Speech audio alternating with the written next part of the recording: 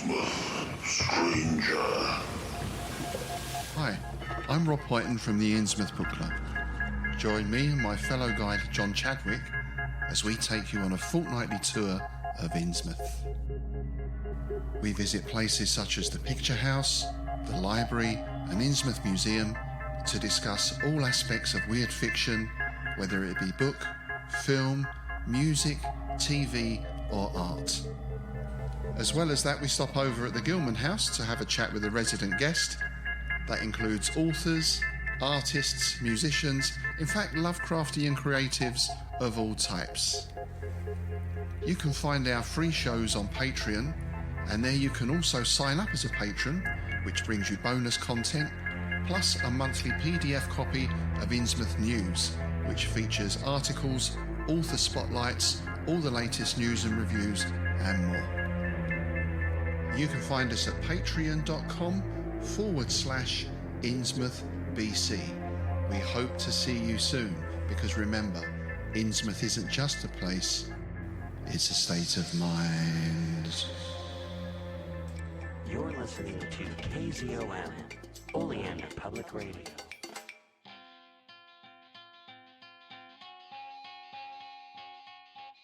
Welcome to People's Guide to the Cthulhu Mythos.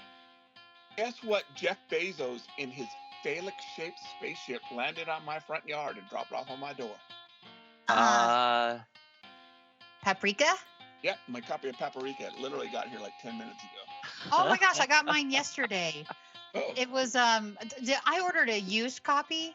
Okay. And it was so funny. It came with like the Denver library stamps all over it. Oh, I love those. It's kind of fun. I was like, at first I was like, man, looks beat up. And then I was like, well, I only paid like chump change for it because I got a used one.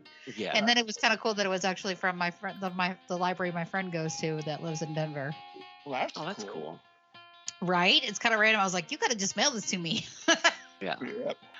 Hello, everyone. It is I, DB Spitzer, here once again to talk to you about the Cthulhu Mythos. And as always, with me to my virtual right, Gretchen Brooks, David Heath, Farmer Dave, G-Chan. Yeah. What's going on? How are y'all doing this week? I am well. I'm a little holidayed out, but Yeah. Yes. It's probably better to be over holidayed than under holidayed, maybe, but I don't know. Yeah. No, we had like the wild, like up in the air holidays, and then like some of my family members got sick, and then it was just like we're doing like the scattered visit, and then we for New Year's we spent the day at Hollywood Theater essentially because we saw a double feature, the Snowden. They called it the Snowden double feature, and it was it's a 35 millimeter of the showing of The Thing. And then a 70 millimeter showing of The Hateful Eight. Oh, wow. So me and a friend actually were looking at that and trying to see what that tied in. Neither of us got that it was a snowed in. Well, they're snow, and both of them star Kurt Russell, and both of them have the same director of music, the composer. Okay. Interesting. So that's random. Yeah. But there are things, every time I see The Thing in different formats, I always notice things that, or think about things that I don't remember in the whole story. Like, not that we're going to be talking about The Thing, but just saying, like, the contagion rate, like who got it first and who was this? And I know that like that shadow that we see was actually nobody it was actually like a member of the crew or something like that. Uh-huh. But it's like, ooh, who got the thing first? But yeah, it was like that was cool. That's what we ended up doing. How about you guys? Cool. Oh, for me, it was very, very low key. Everything's been kind of low key. I was super sick, so I'm doing a lot of my holiday stuff next week. Yeah.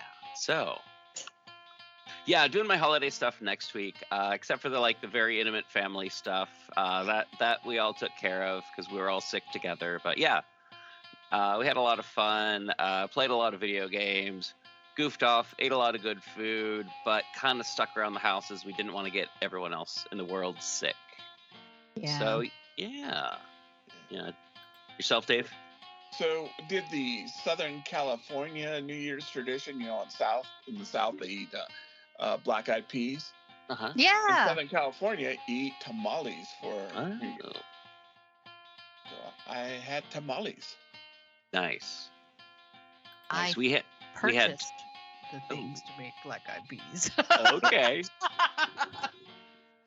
We didn't have tamales, but we did have giant turkey burritos that I made with mole, which Oh. were really good. And it made me feel like my kids were more mature because they ate it without going, "Ooh, this looks like poop" or anything like that. So, that was nice. Ooh, Nice. that is a parental win. No. It's like, oh, wow, I didn't have to argue with anyone. They're just eating their food. 2024 is going to be pretty okay, maybe. Yeah, dude, that's always like progress. Oh, yeah. Anyhow, enough of my kids. So, yeah, what are we talking about this week, everyone? We are talking about, yes, the weights. And in the middle part, ... hopefully, because it'll be done by tomorrow. Yeah. I will be talking about some of the good things entertainment-wise of 2024. All right. That sounds awesome. And then we're going to be talking about The Shape of Water, which everyone keeps telling me that's not Abe Sapien. And I'm like, I don't know. Performed by Doug Jones. It's a Guillermo del Toro movie. I mean, the only thing that's missing is the screenplay wasn't by Mike Mignola, but I mean. So I have a different theory of who it is. We'll discuss. Oh, sure. But I think it was somebody else. Oh yeah, no. I get you. I just think it's another character from fiction. Oh yeah. Another character. We'll talk about that. Yeah, we'll definitely talk about this in the future when we get to it. But yeah, so this week we're talking about the Waits family, Ephraim, Asenath, etc., an unnamed mother. Two characters from The Thing on the Doorstep. So are we going to do that now, or do we have to wait? Hey. Humor did not go up in 2024. No. Man, I gotta say, I thought it was so funny. The description of Asenath is like, or Asenath, is it Asenath? I think so. Okay, I think so the description of her is like, she's hot, except for the fact she's got bulging eyes, and it's like, like, what? Like, I'm trying to think, like, because they were talking about her eyes being protuberant, and I'm like, Yeah. oh yeah, no, that's. I mean, I would probably not call that the hotness beforehand. So I think that's to indicate that she is from Innsmouth. Right. From Innsmouth. And so she has deep one blood in her. Mhm, Well, mhm. definitely. Yes. Yeah. Do we But ever get to meet her for real, though? Because, I mean, was she inhabited the entire time of her adult life? Probably. Yeah, that's a really, really Ew, hard one poor to Kirby. say. Yeah. Or everyone, honestly. I mean, not Ephraim Wait. I mean, that guy, F that guy. But everyone else, I feel like, poor everyone. I mean, Yes. I don't know. I feel like it's a very complicated story. I Yeah. actually really enjoyed this one. I just finished it. Yeah. Truth be told, and I don't know why. I've seen adaptations of this throughout the Sure. years of being part of the H.P. Lovecraft Film Festival, but I've never actually read the short story, and so today I was like, definitely gonna do that. And wow, this is a good one. But I think I really like I like when Lovecraft. This is when, to me, Lovecraft's at his best. Is like his Innsmouthy, like, this is the thing that when I think of Lovecraft, this is the kind of story I like to hear from him. His other things are like a little like questionable at times, but this to me is like, he's actually a good writer right here. Yeah, no. Absolutely. Oh, Yeah. And And I think this is also in ways his most personal story. Oh, you think? Yeah. So here's the theory, and we're working at all these people saying no. He wrote this in 1933. It's not published until 1937. It is literally published the first time 2 months before he dies. Yeah. But the thing that happened in Lovecraft's life in 1933 is Sonia Green moves to California. And this is, with the exception of the horror at Red Hook, this is the only story that I can think of that talks about a marriage. Yeah. It's the only story that really has a major female character in it, who I think looks a lot like a younger Sonia Green, except for the eye thing. Yeah. So I think in a lot of ways, whether he would admit it or not consciously, and I don't think he ever put this in any letters, I think this story is Lovecraft working through his divorce. Yeah. Oh. Well, I guess that would make sense with the whole different personalities and their relationship changing and whatnot. So I guess if you really think about it, like she must have been one aspect of herself at some point. Yeah. Because that's the woman that Derby fell in love with. But then he would right later like tell his friend that that she's changed and things like that. So maybe you're right. I mean, to me, that actually, now that you say that, it makes it very clear. Yes. Yeah. Although I do. So here's another thing.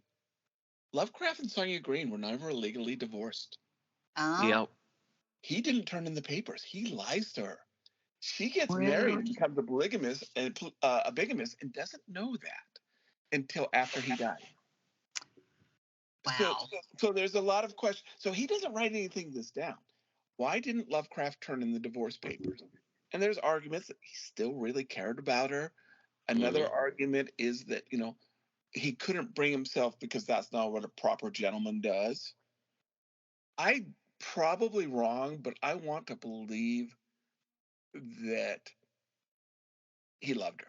I mean, he did, and love in the 1920s and love in the 2020s are not necessarily the same thing. No. Yeah. Because they were both kind of older. I really think he did care for her, and I, in my heart, want to think, although he never put it down, that this is him working out that relationship. Interesting. I mean, doesn't she get chopped up or something? Well, yeah, there's that. Yeah. Well, there's that. I mean, let's be real here. Yeah. It's killed. And she's like slurry. Yeah, she's goo in a basement that puts on a hat and a coat. Oh, she is 2 raccoons in a trench coat. Yes. Spoiler alert, everyone. Oh my god. Yeah. Sorry. Yeah. I've said that ahead of time, but yeah. I was gonna say, like, if he's working through his marriage too, though, he's all like, "Yep, I took that lady up." So here I am also getting Freudian. What's that? Here I'm getting Freudian. No, I'm like I am locked into this. I love this theory. And if anybody's listening, I do not have a psychology degree. I am not legally qualified to diagnose somebody who died in 1938 or 37. But there's 2 stories where they're father figures. This one and the Dunwich Horror. Oh yeah, definitely. Both of the fathers sacrifice their daughters in some way. Yeah. The other thing is the father relationship. Lovecraft doesn't know his father very well.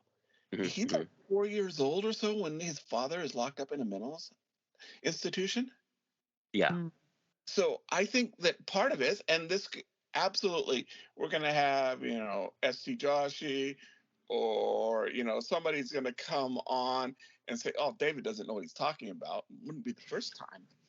But I think that the father figure might be. I mean, obviously, Lovecraft knows how fathers should work.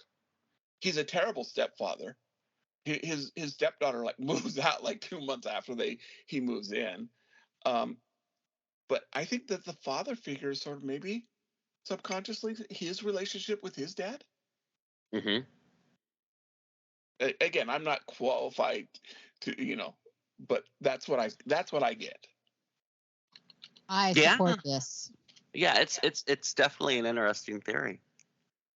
And he definitely, and not intentional on her, he definitely was emotionally abused by his mother. That's one of the things that destroys. So here, okay. So, and we'll get letters saying it wrong, but one of the things Sonia Green says is that one of the big problems with their marriage was Lovecraft's never gotten over the damage that was done by his mother. Mm-hmm. Now we have a marriage destroyed by spiritual relationship or magical relationship with her father. Yeah. And this may have all been subconscious. It may not have happened, but maybe Lovecraft was processing this in ways he didn't know. Yeah, I can see that. I definitely. Something I wanted to talk about, and this is going back to Asenath's appearance, the big eyes and the Innsmouth look. Ephraim doesn't have this as he is not from Innsmouth. He's a wizard from elsewhere. That's right. He's the writer of all the books, right? Yes. All the spooky books. Oh, that's Darby. Derby's. Oh, Derby's the one who wrote all the series. Yeah, he's the one who wrote about Azathoth and all that fun stuff. No, but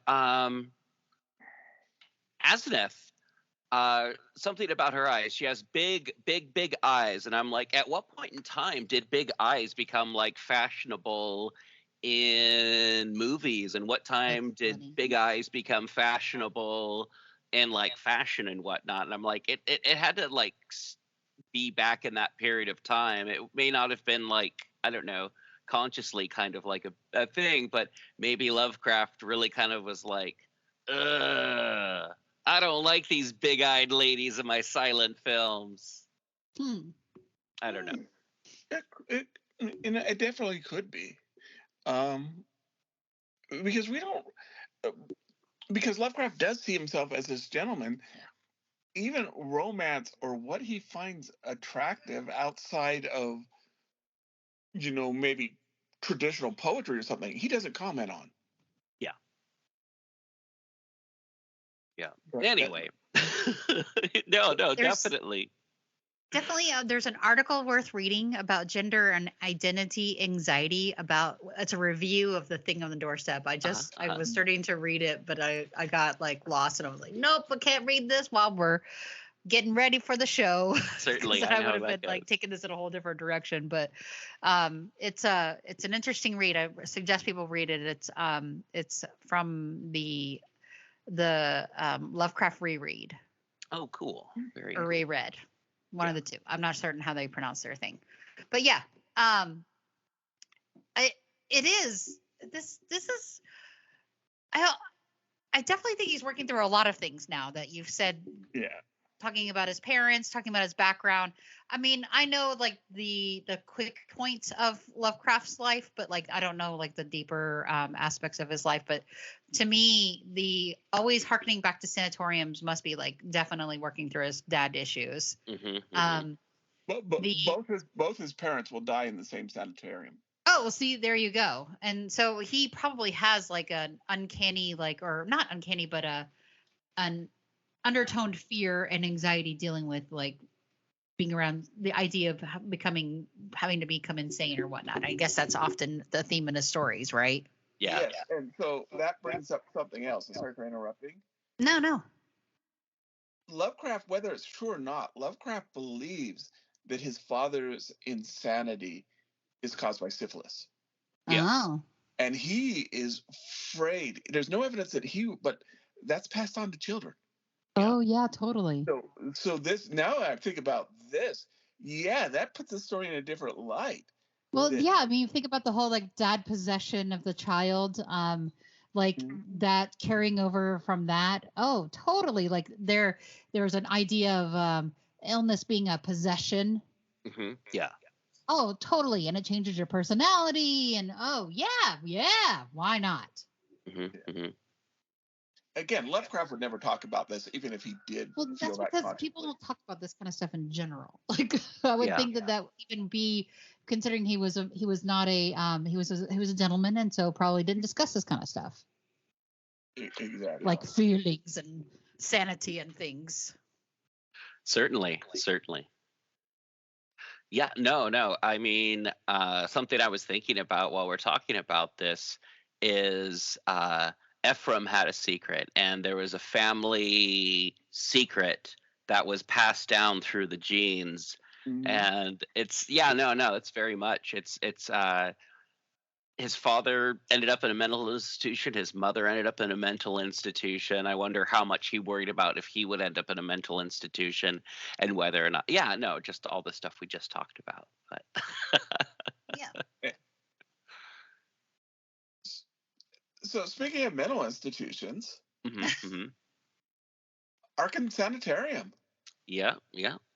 So this is, I believe, it's not the first time that Arkham Sanitarium comes up. But the first time Lovecraft has used it. Exactly. It is? Really? Yeah. Last time was in The Black Stone, written by our good friend Robert E. Howard, if I'm correct. Yes, that was the first year. You know, that's the thing that always messes with my head as far as like my knowledge of Lovecraftian lore is like how much of this stuff, like each different writer uses each other's stuff. And so it's fun. And things you expect to be like synonymous with a person is not always their work. Like when I was younger, before I was more knowledgeable about Lovecraft, I thought that the King in Yellow was a Lovecraftian creation because I had seen it through, the first time I ever saw the Yellow Sigil was through Call of Cthulhu game. Yeah. And so I was like, oh, well, that's totally just like all that's Lovecraft, and not knowing that there was much other writers that were in his friend circle and they worked together.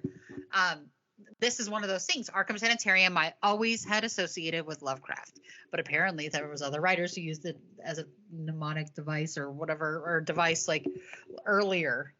Yeah, Robert E. Howard basically writes it in as a gift to Lovecraft in The Black Stone. Oh. And I feel like Lovecraft is he is tickled pink. He just loves the fact that Bobby Howard, put it in his story and uses it because he just, to him, it really was a gift. Yeah. I wanted to say that, no, all of the Cthulhu mythos, all the stuff that Chaosiums fit together in this neat little box is really kind of fun. I mean, it has given some people the misconception of who's written what. Like, there's stuff that I thought Lovecraft wrote, but it was Frank Belknap Long. And there's stuff that I thought that Robert E. Howard must have written, and it was Frank Belknap Long. But or Henry Kuttner or one of those other folks that does some really cool stuff, or like run across something that's on the printed page and be like, this is amazing, who wrote this? Seabury Quinn. But yeah, no. it's fun to learn about the Cthulhu mythos. I think it's fun, hence this podcast. But yeah, no, it's neat how it all fits together. And Asenath is of Innsmouth, like her family's of Innsmouth, which is from the shadow over Innsmouth, which, deep ones, the fish hybrid people. And then we have Miskatonic University from various stories. We have Arkham, Massachusetts from various stories. The Pickman family. Yes. Edward Derby, Pickman, or Pickman Derby. Oh, yeah, totally. And that as well. He's a freaking Pickman. Yeah. He's like, and the Uptons are mentioned more than once, but not like, I think it's more like a middle name. But I gotta click on Daniel Upton real quick to see if they mention who all he's related to. But this is kind of like, oh yeah, these characters from this story are related to characters from that story. And remember, Lovecraft, his middle name is Phillips, not Philip. It's his mother's maiden name. Yeah. So he does that quite often. We'll put maiden names as middle names for characters. Okay. Oh, so Daniel Upton is mentioned as having designed Miskatonic University's new administration building, and its Pickman Nuclear Laboratory, as well as Arkham's Polish Quarter apartment development. This is from Fritz Lieber's To Arkham and the Stars. So Okay, yeah. that's official if Fritz Lieber wrote it. Yeah. Yeah. So a character that's been used more than once. Yeah. I like this Um, story. I like these two characters. When we first talked about, I thought I got the Waitley's mixed up with the Waits. Just so Oh you yeah, know. yeah. That's Yeah. in a couple was of all- days. I don't or a know couple of the- weeks. And I kind of checked to see if we had spelled that wrong in our list of things we're going to talk about. And there's some suggestion, and this is completely arbitrary, that he might have started writing them as Waitley's and changed it. Oh. Also, Robert Pierce has written and suggested that the Waite family comes from Edward Waite, who was an English occultist. Yeah, Who's most famous because he, I think, did the art for the Ritter Waite Rider. tarot deck. Yeah. Yeah, Thomas Rider Waite Waite. Tarot. Yep, So, yep. so yeah, there's been some, and I don't know if there's any real evidence battered The around Waite that Rider. they were going to be Waitley's, and then he changed it. Yeah. Well, I feel like they're definitely not. To me, they don't feel like Waitley's in the sense of because the Waitley's to me seem like rednecky. Hill folk. Yeah, but with like deep occult knowledge. Yeah. But like super kind of gross rednecky. Yeah. And that's kind of why some people think that they started out that way, and then the reason he changed it because he wanted them to be more bourgeoisie. Yeah. No, he's a prodigious magical student from elsewhere. And it's like, where is he from? How long has he been moving bodies? This is the thing I want to talk about real quick. It's like Ephraim Waite has been a wizard for who knows how long, who knows what his real name is. And he's somehow doing what Yithians do. He's moving from body to body. Is Ephraim Waite an ancient Yithian? We don't know. Could be. I hadn't even thought of that as a rogue Yithian. I like that. But also, Ephraim Waite marries a deep one, possibly to learn other magic about immortality, because the deep ones live forever. And he may have married into one of the Innsmouth families, one of the rich Innsmouth families, in exchange for secrets. And that's why we never meet Asneth's mother, because the fact that, she is in fact a deep one, and maybe not even a hybrid, but just like a serious deep one.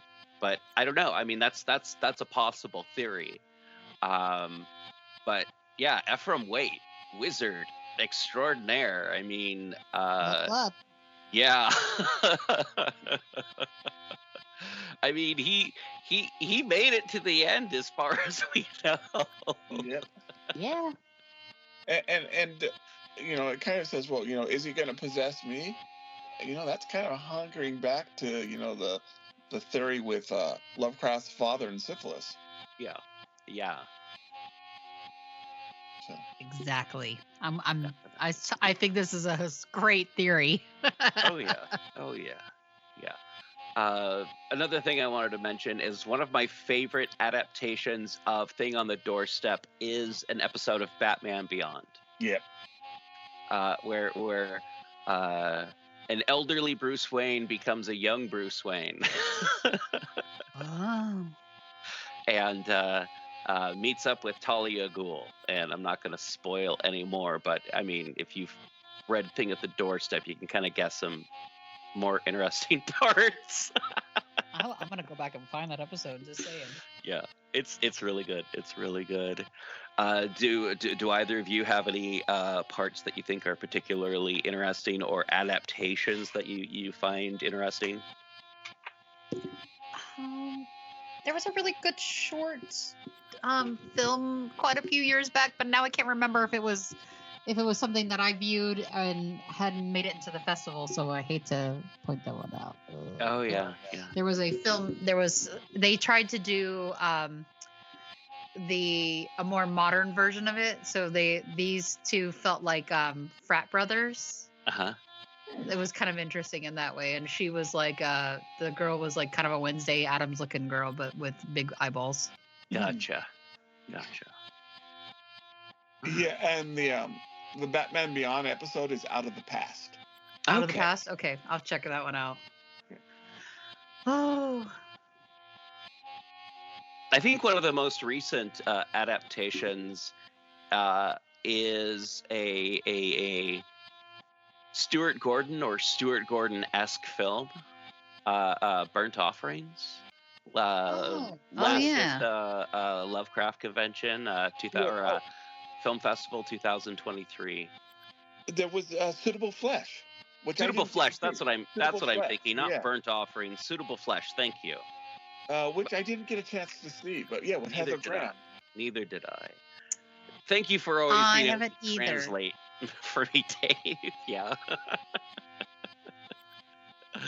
But yeah, no, Ephraim Waite, Asenath Waite. I mean, the Waite family. They're crazy. They're like make the Addams family look like Ozzie and Harriet. I mean.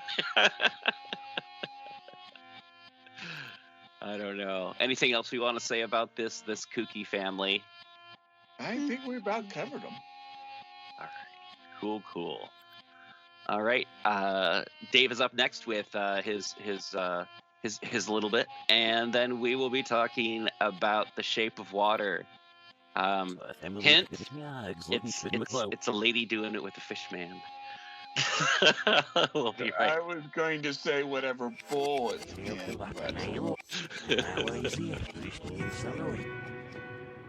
In Legacy Door, a lurker from space casts a shadow over time. We opened our eyes upon the human world.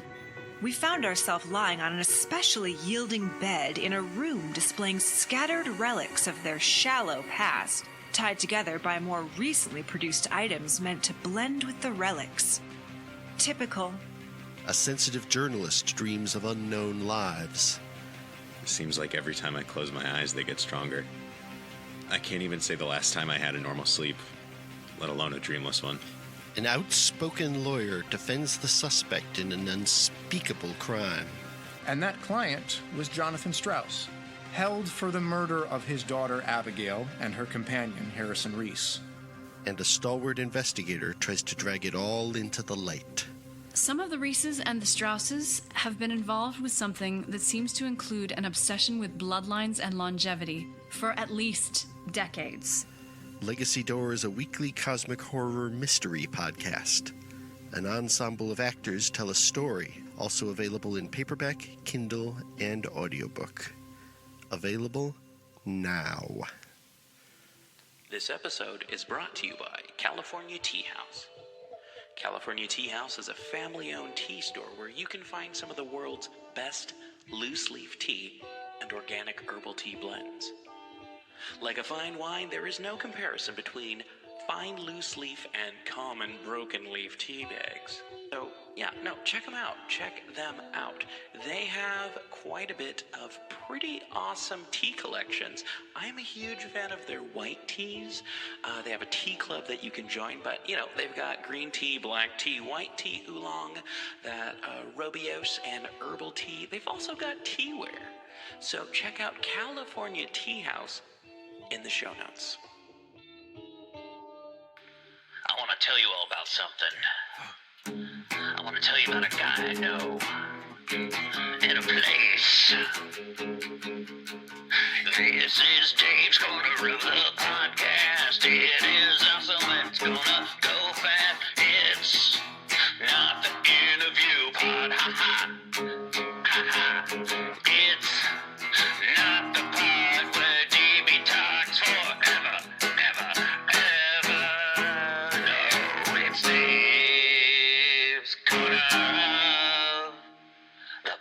podcast. Dave's Corner of the podcast. Dave, everyone. Hey, everybody. It's me, Dave. And it's 2024. Or not if you're listening to this more than a year down the road. And if by chance you're some alien race that has come and found our planet that we destroyed this year, and we've seen that, we're just a smoking pile of mess, we apologize for the rubbish and the inconvenience. But I'm going to assume that you're a human being listening and want to hear some things. So let's talk about 2023. I am sure at the end of this year we're going to be seeing 2023 halcyon days. Well, maybe not. So, but I'm going to talk about is pop culture and entertainment. And, yeah, I mean, it wasn't a bad year. I mean, we got a Barbie movie, which I've heard is good. We got an Oppenheimer biopic, which I've also heard is good. I haven't seen it. In fact, we're going to talk about the things that I did experience this year. And I'm not going to say they're necessarily the best, but they're for reasons that I will detail or what I'm going to talk about because, yeah. Okay, so I did see one movie in the theater, and it was amazing. Absolutely. And not only would I say it's the best movie I saw this year, the only movie I saw in a theater this year, but honestly, it's on my top 10 movie list. And that is G-1, or in America, Godzilla -1. And I'm so glad I saw this in the movie theater. And, it is, at least at this time, it is only in subtitles. And not only I, but several people that saw it have said that, as the movie goes on, they just didn't realize that it was subtitles. It just became like thought. And absolutely, there was a couple times of, oh, wait, I'm reading subtitles. And the only thing that I can say caused this is just an amazing story. Is it a perfect script? No, but it's beautiful, maybe even despite the flaws. And of course, it has Godzilla. And the Godzilla in G-1 is this sort of perfect blend of what Godzilla should look like, but at the same point, it is CGI, but it doesn't look like that terrible or terribles, plural, American versions of Godzilla. It looks great, it acts great, the actors are great, the Godzilla acts great. I mean, and it may not be on the screen that much, but Godzilla's never on the screen that much. And like I said, is it perfect? No, but I love it because of its imperfections, as well as the parts that it is perfect. And one of the parts that is absolutely perfect is giving us what Tokyo looked like after World War I. When this failed kamikaze pilot returns to, his bombed out part of Tokyo, I got a better understanding and feeling what that was than history classes that I had. I mean, is it 100% accurate? I don't know. Is it believable? Yes. Did it make me feel empathy for the people that survived World War II? Absolutely. And as they grow and the dangers that they took on after the war, which are not just this giant green fire-breathing monster, but he has to take a very dangerous job if he's going to support him and his newfound adopted family. The emotional part is as good as the action part. It is a great movie. So there is this sort of idea, though, that that the Soviet Union and America can't put away their differences of the Cold War when Godzilla appears. And is that realistic? Probably not, but the story is well written enough that I bought it. And this, you can't have a Godzilla movie where America or the Soviet Union rescue Japan. For this to be a successful movie, Japan had to save itself. I'm not saying it does save itself, but stick out through the ending. So even with that sort of lampshaded, that Russia and the Soviet Union and America sort of, or the West sort of, checkmate each other and that Japan has to save itself. Well, it's a Japanese story. That's fine. And I love it even though that part may not be realistic. Okay, let's talk music. And by far, I think the best album of 2024 is the Canadian band The Beaches' Blame My Ex. I, like many American people, came across this. This band, literally, they've been bands. I mean, three of the four members were a part of a band, sort of a teeny bopper band for Canadian Disney called Done with Dolls. So literally, these late 20-year-olds have been in a band more than half their lives. But there really was sort of a blitz to push their music in America, and I'm glad I got picked up in it.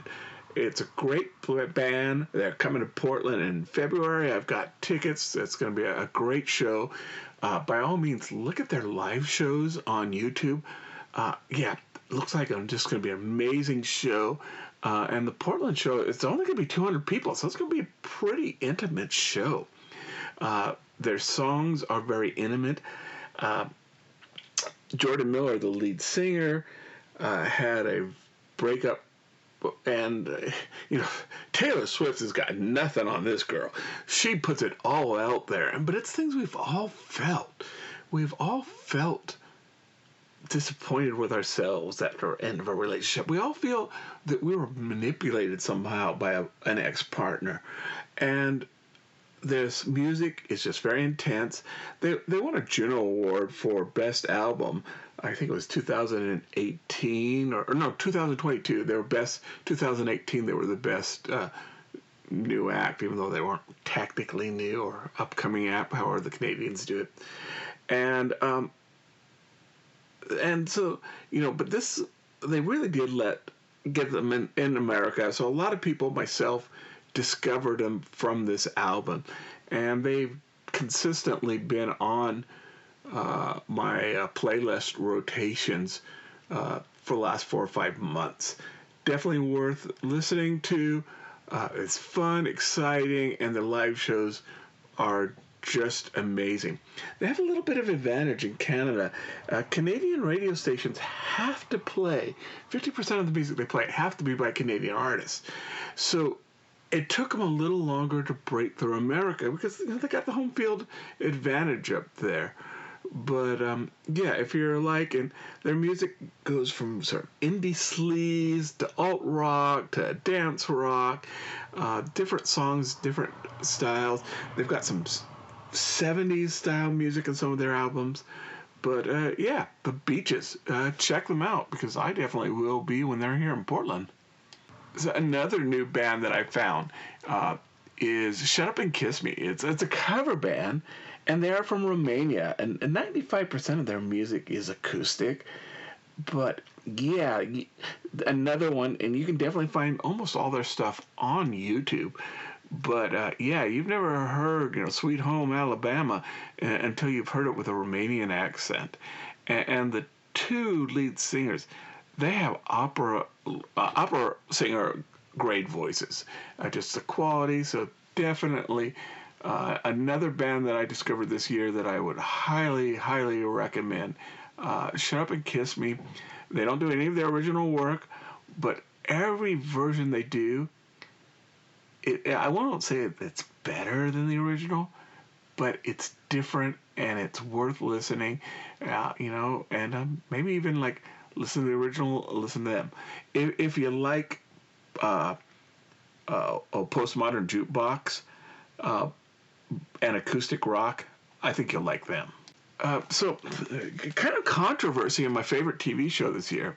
It's a documentary expose, and it is Netflix, or is it Hulu? No, I think it was Amazon. One of them, you'll find it. Happy Shiny People. And no, I was disappointed. Not a single REM song. And it really goes into details about a Christian fundamentalist movement. Well, it's in a church. It's not really.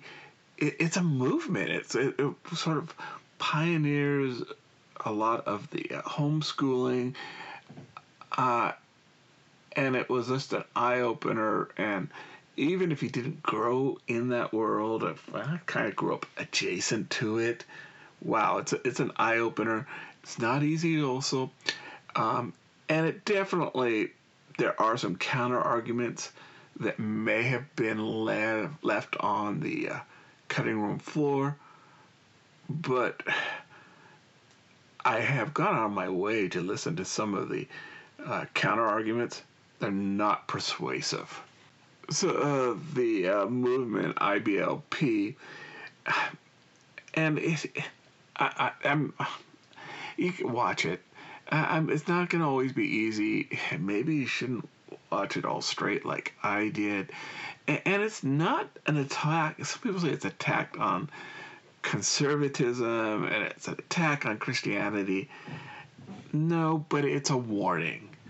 And what happened when people kind of shut off, it just accepted what they were doing and accepted groupthink.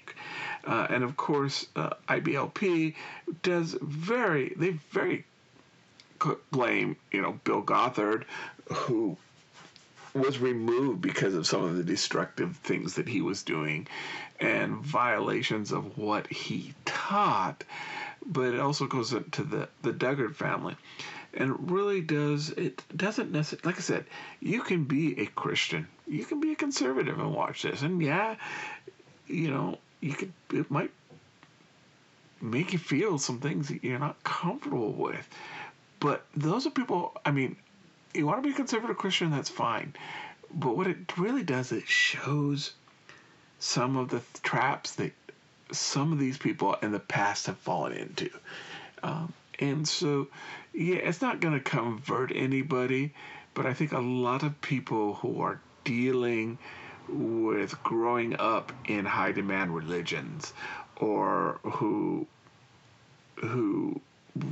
are trying to get past the way that they were grown up in, either way, it's definitely worth watching, and it is really good for those who are going some sort of self-examination.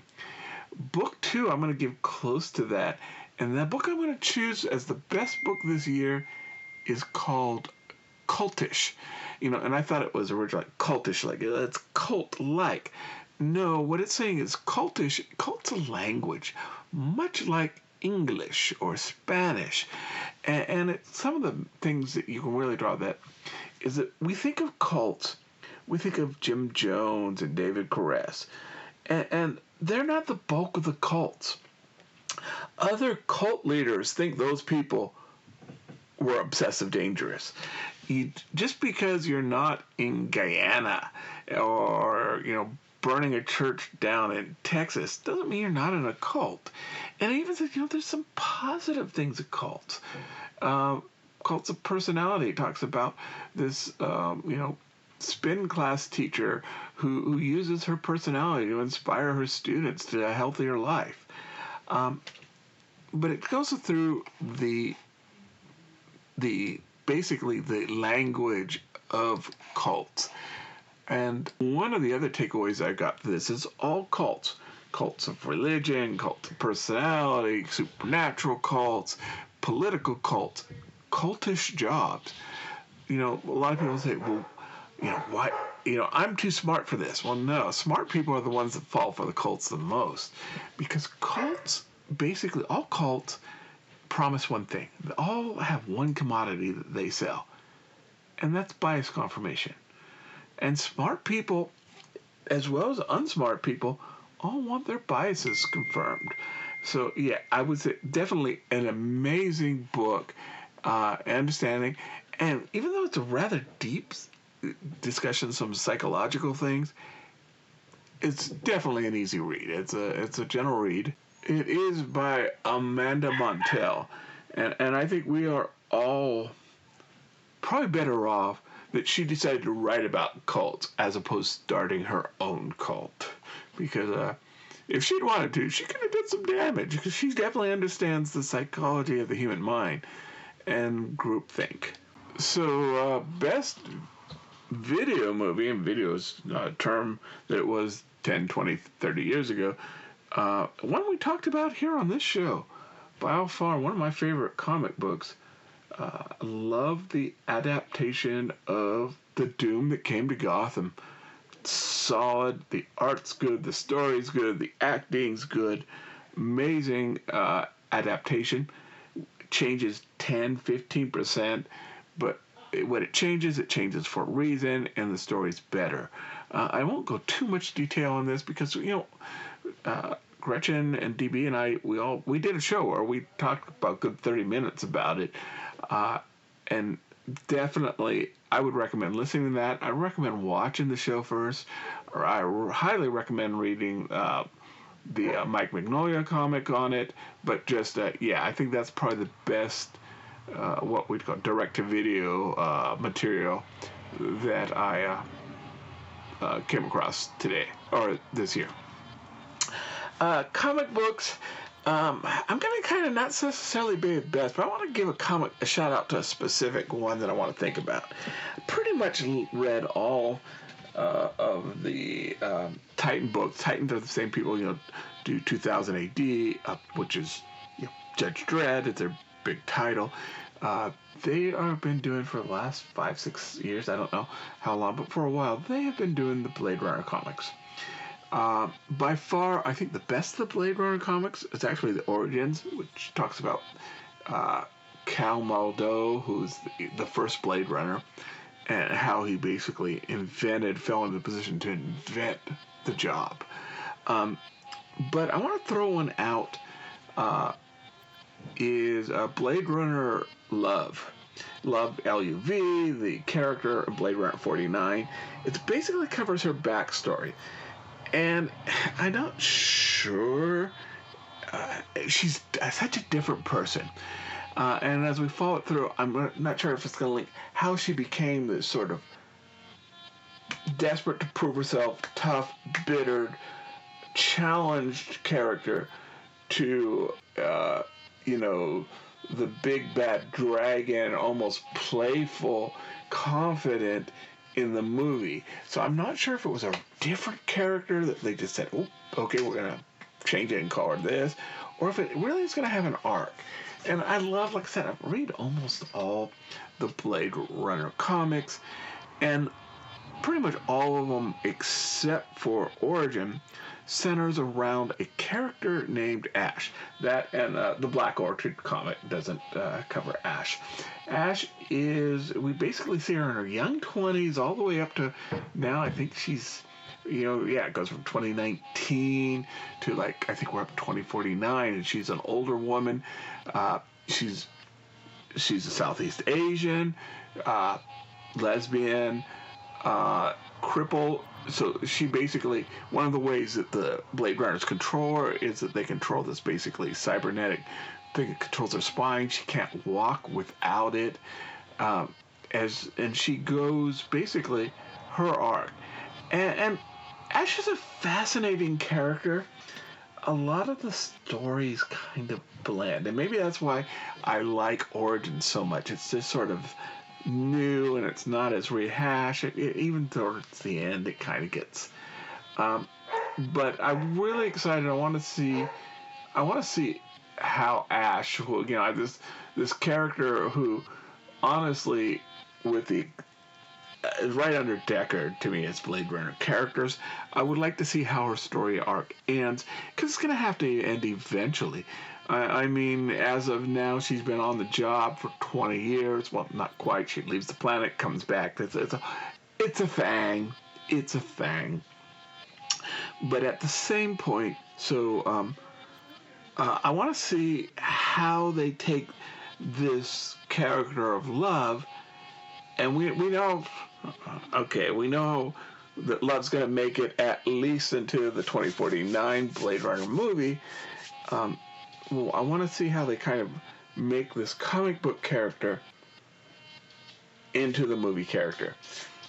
And honest, I mean, and I think I got it probably because I like the Love character. I think she's a fascinating villain. She's exciting, but she's attractive. She's bad, and she likes being bad. That's not the Love in the comic book. And in fact, she even looks different. She looks older, but her hair's different. I want to see how she becomes this other character. And because she's a replicant, do they kill this one off, bring in another one, and say, oops, we blew it? Or does she change, or do they not even address it? So yeah, again, another thing this year that I love because of its imperfections. And 2023 was anything but, it was an imperfect year. And so that some things that have some entertainment has some beautiful imperfections is not bad. So let's see what we're talking about next year. Moving on to the next part, just to remind everyone, if you like what you're hearing, like this episode, share it with people, subscribe to the podcast, find us on Facebook. We're under People's Guide to the Cthulhu Mythos. We're on Twitter. I don't really check Twitter, so it's just kind of the automatic feed if you just want to listen to us on Twitter for some reason. You can find us on any place, any podcatchers that are out there. Of course, Facebook, Instagram, and of course, the YouTube, where this episode will be. And, yeah.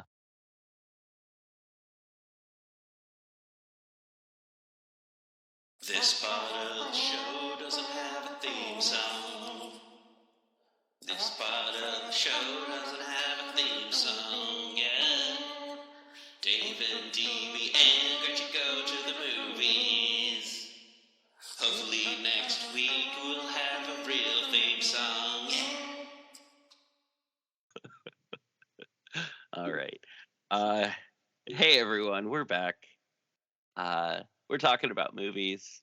And we are talking about the 2017 Shape of Water romantic fantasy, Guillermo del Toro, one of my favorite directors. 1960s, early 1960s America is when it takes place. And what do we want to talk about with this? Well, this was Dave's pick, right? Yeah.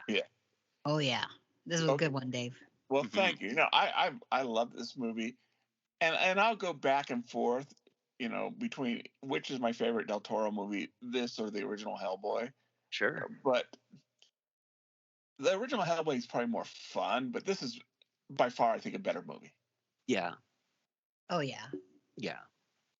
So speaking of which, did you want to talk about the asset being Abe Sapient? Okay, so Abe Sapien being the asset, I just think it's funny because he's portrayed by the same actor who portrayed Abe Sapien and directed by the same director, and the costume is very similar, but I mean Gilman in general is kind of the what they're both based off of. I think the suit is really beautiful. It has to me like a fighting fish kind of aspect to it, like a barracuda, but also with like really exotic, like a lionfish look to it. A beta. Yeah, I agree. Yeah. So would you say a beta? Yeah, the beta fish. Yes, exactly. Like it has like those very beautiful blue tones, and then sometimes you can have ones that have like a little bit of iridescence, that like where he had that his what was it? His bioluminescence / magical powers. Man, this movie is so cute. The first time I ever saw this movie, I saw it with my mother, and I remember thinking, "Oh my God, this masturbation scene keeps happening, and my mom is sitting right next to me, and she's totally weirded out by this." I thought it was great that it was normalized, and I'm like, I'm just gonna go there, but like, I was totally excited about the fact that this was something like normalized. My mom was not prepared for that. She was like, that movie, why is she masturbating so much? I'm like, Mom, some people, they gotta like rub one out before work. It makes it really stressful. And part of it as being mute and the actress whose name I'll look up, I forgot. She's gorgeous, but she does a very good job as, I think, saying maybe that she'd be overlooked by, say, the male gaze of the 1960s. Totally. Sally Hawkins, by the way. Sally Hawkins, thank you. Yeah. And Del Toro has said, that when he was a kid and he started watching the Creature from the Black Lagoon, he thought, a 6-year-old, he goes, "Oh yeah, they're going to get together and the monster's going to marry the woman," and he was he in for a shock. Right. And so okay, here's my theory who the asset is. And Strickland, the bad guy, right? The government guy. Yeah. He keeps quoting the Samson and Delilah story.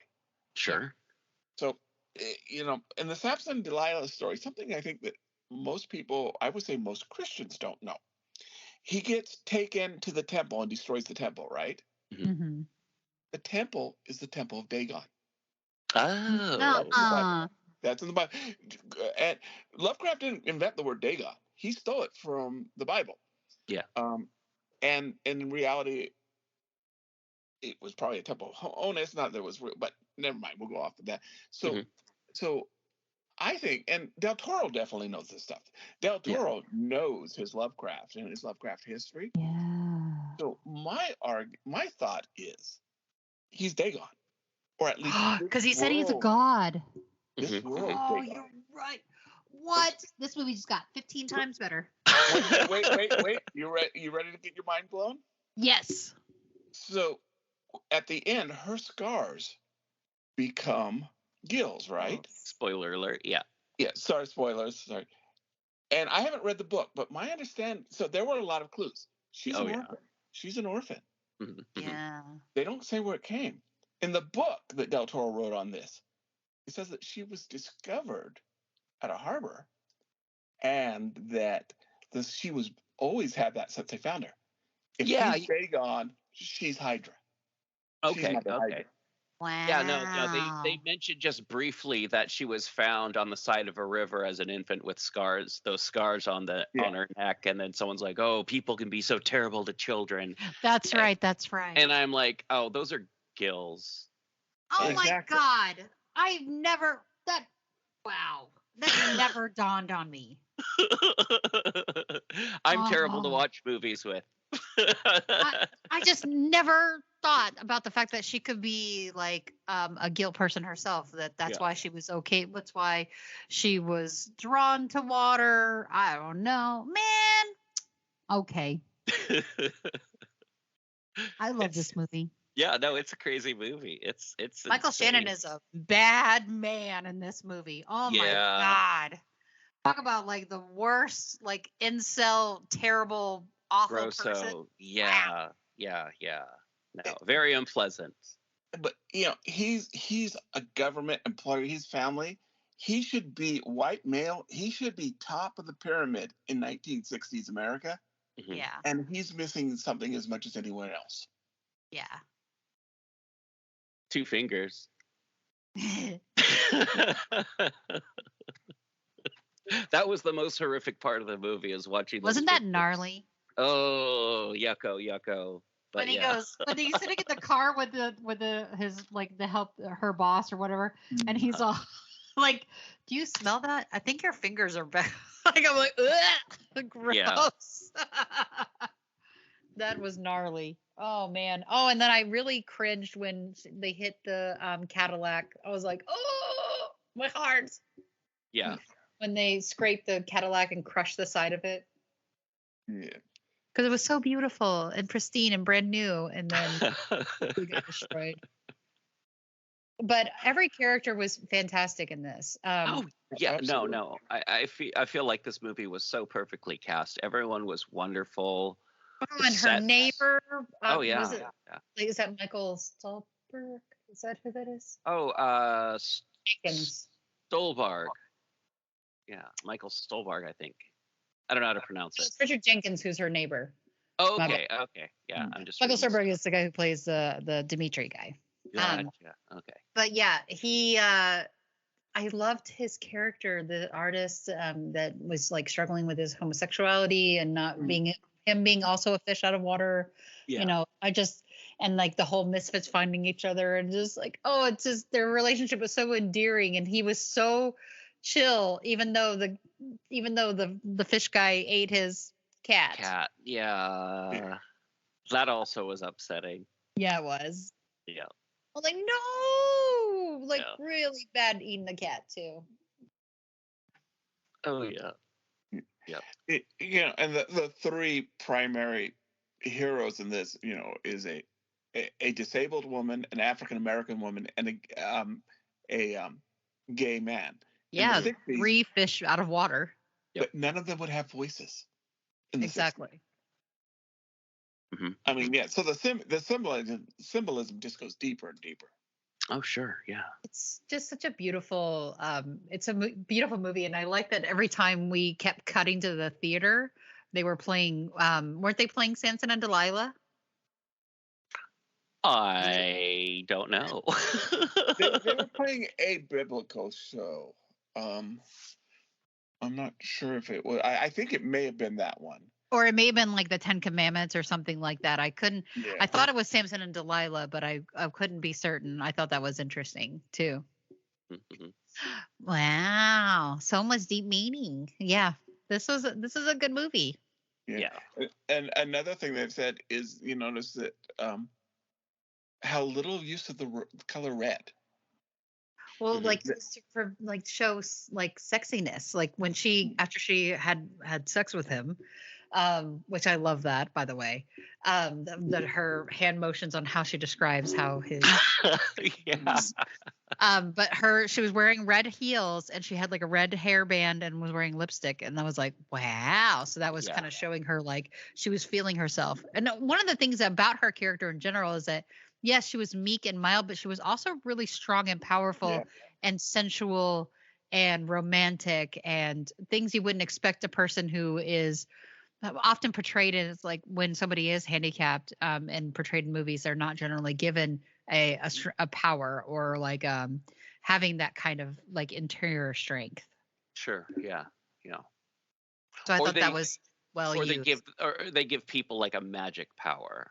Yeah, but she didn't realistic. Have now we know she actually has a magic power, but being that she's possibly a hybrid. Yeah, but that has nothing to do with being mute. I mean, it actually may have to do with why she's mute, but it doesn't give her any magical powers in this movie. There's no Octavia Spencer didn't have any magic power. I love her. She's my favorite. She's so she's like, I love her, like what she brings to like her friend. She is a tried and true friend, right? Like she is like your ride or die friend. And totally. Yeah. I think that's awesome. And I love their relationship with these two women. And I love how her just like, okay, just she accepts everything that she brings to it. Like she accepts every aspect of oh my god, what's Sally's character's name? Suddenly I forgot. It starts with an E. Esposito. Elsa. Oh. Something. She's not. I'm pretty sure it's Elisa. What's that? Elsa. I mean, I'm pretty sure it's Elsa. Okay.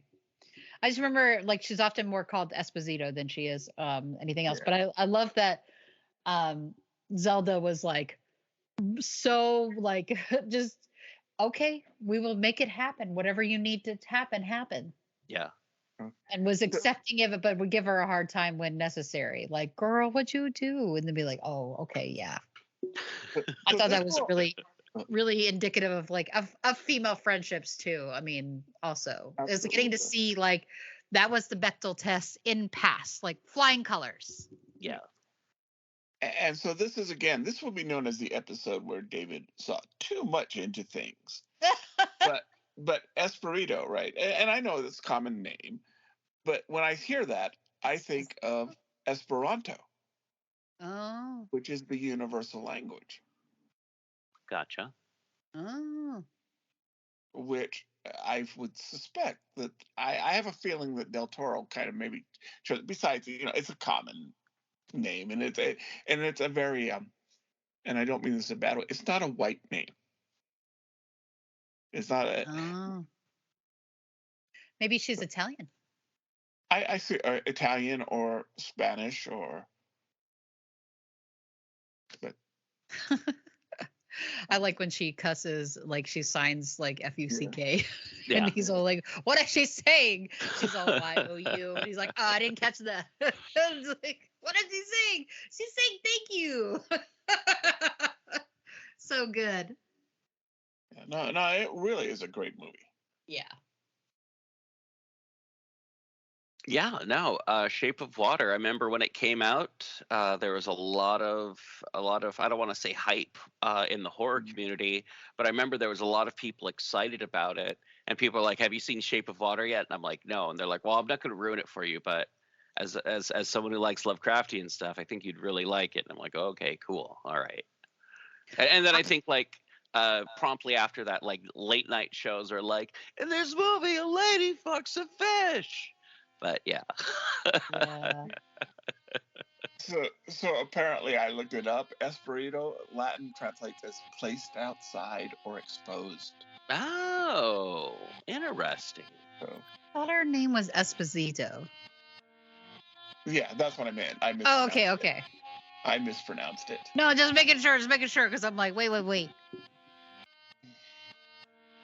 No, but this, I mean, the hype I saw for it was at conventions, which was kind of cool. Like on my way out of the con that year, I was doing like a panel. I was a monarch scientist talking about King Ghidorah.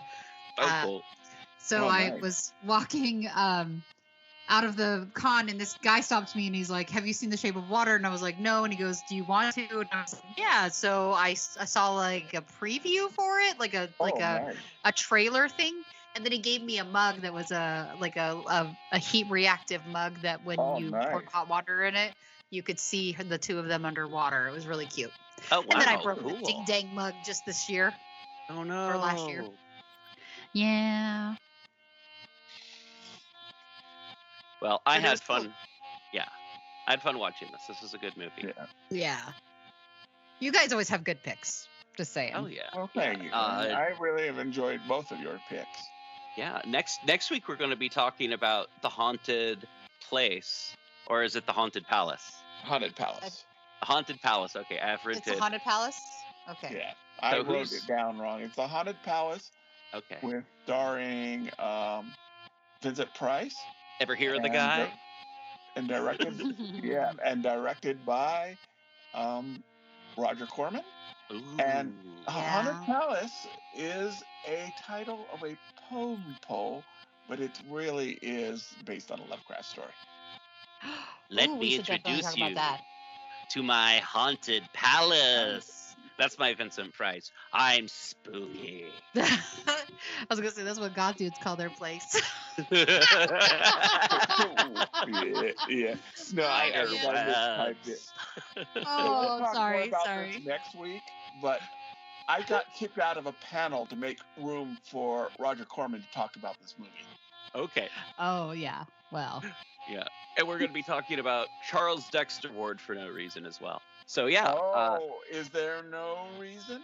There's no reason for us to talk about Charles Dexter Ward, The Strange Case of, or The Haunted Palace in the same episode. So. Okay. Yep. And Dave will find a way. All right. Awesome. Well, everyone, thank you again for listening to the show. Dave, Gretchen, thank you so much for being here and talking about fish people and quarter fish people, half fish people. I don't know. Glub, indeed. So I was just thinking about how two of the main character from one story and main character from another story were both female fish hybrids or female deep one hybrids. But I think that's cool. Yes. Yeah. Serendipity. Exactly. Yeah, I don't know. It's like someone paired these two movies up together. I must have. Somebody. How'd that happen? I don't know. All right, everyone, thank you again so much. We'll see you next time. We'll be talking about Charles Dexter Ward and the Haunted Palace. And we've had a fair amount of Vincent Price, I want to say, this year. That's pretty cool. Yeah. That's pretty cool. All right. We'll see y'all next time, everyone, and Happy New Year. Bye. Glub Bye. glub. That was a good episode. Yeah, it was a good time. I'll get That's this out gonna be my new here. catchphrase. Glub glub, everybody. Glub, Oh, yeah. I'm sorry. It was like the dumbest. It's so silly, but I cool. No, I love Glub Glub. Glub Glub is like one of those things from a Lovecraft story that I think is so hilarious. It's like, that is such the Glub Glub is, yeah. And it's perfect, the sound of a melted body. Oh, certainly. All right, guys. All right. I'll see Talk you all to next y'all later. week. All right. All right. Talk to you then. Bye. Bye.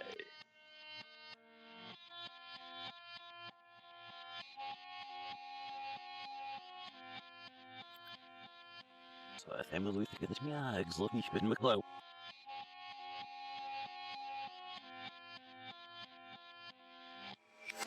Here, Phil, I know. And I was here, listening to the